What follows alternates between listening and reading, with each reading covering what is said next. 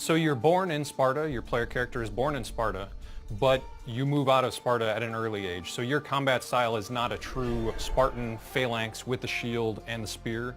You're fighting on your own. You're fighting for your money. You're fighting for your life all the time. So your combat is very active, very dynamic. So that meant that we wanted to give them these awesome abilities, these brand new 30 plus amazing abilities that can all be upgraded. And then you're going to choose of those 30 abilities, where do you want them, what power do you want them to be, and how are you going to mix and match them in combat.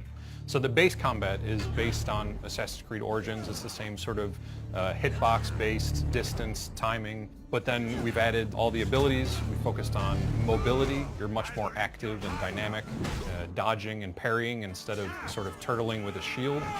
Without the shield doesn't mean that you don't have the defensive option actually. We have the parry that is fairly generous. Compared to a block, what it does is it's creating you an opportunity to take back on the offense. If you want to sneak around, put the hood on, it can hide in the bushes and, lure people in and use some of the abilities that are stealth, you can do that a lot more than we've done since Syndicate.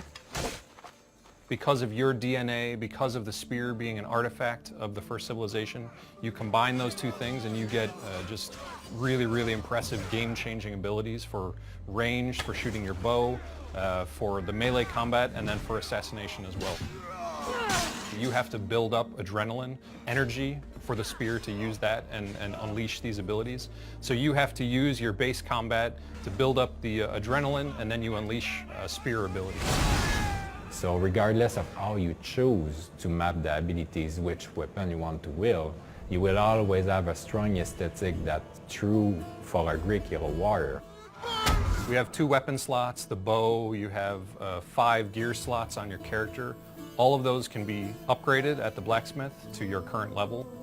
You're the only character in ancient Greece that has a first civilization artifact, but there are mercenaries, there are very strong enemies with the Spartans and the Athenians that you're going to face that will challenge you constantly.